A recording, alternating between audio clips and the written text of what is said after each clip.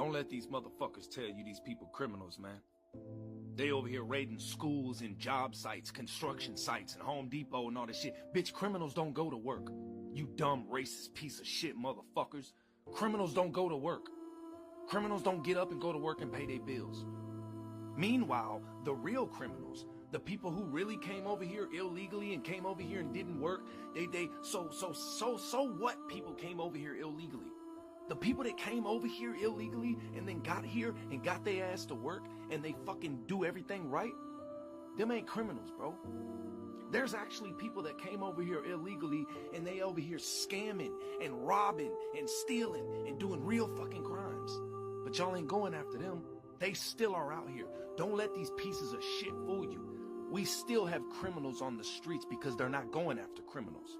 They're going after the easiest targets, the people that are following the rules.